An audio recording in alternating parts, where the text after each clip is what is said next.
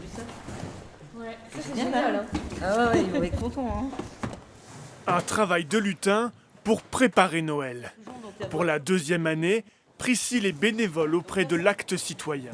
Cette étudiante infirmière a mis en lien l'association et son établissement pour collecter des dons de jouets avec un but, donner des cadeaux à un maximum d'enfants dans le besoin.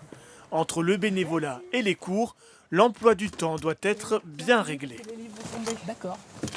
C'est peut-être organiser ses révisions différemment ou arriver un peu plus tard à l'apéro avec les copains pour trouver le temps d'intégrer le bénévolat là-dedans. Mais il n'y a rien de compliqué à ça. Et comme c'est un plaisir de le faire et de voir les répercussions que ça a sur les familles et les enfants concernés, voilà, c'est ni chronophage ni compliqué. Après la collecte, direction le local de l'association. C'est ici que les jouets sont entreposés, chacun est vérifié pour que les jeux soient fonctionnels. Il faut absolument s'assurer que le puzzle il est complet quand on va le donner aux enfants, hein, parce que c'est le drame quand il en manque une, deux pièces.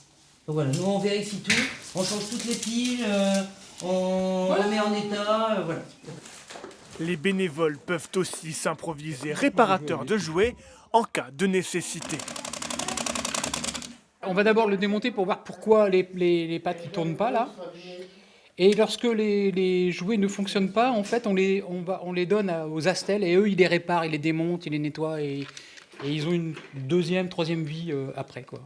Cette année, l'association distribuera des cadeaux à 5000 enfants à travers la Somme, 10 fois plus que l'an dernier.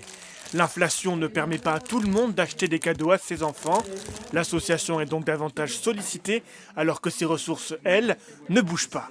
Même les associations elles-mêmes ont moins de moyens, ce qui fait qu'en fait elles sont très friandes des dons qu'on peut leur faire pour compenser ce qu'elles faisaient avant. Et là elles sont à moyens constants et du coup elles ne peuvent pas suivre l'évolution des prix des jouets. Pour Noël, le prix moyen d'un jouet a augmenté de 5% sur un an. Ça va être.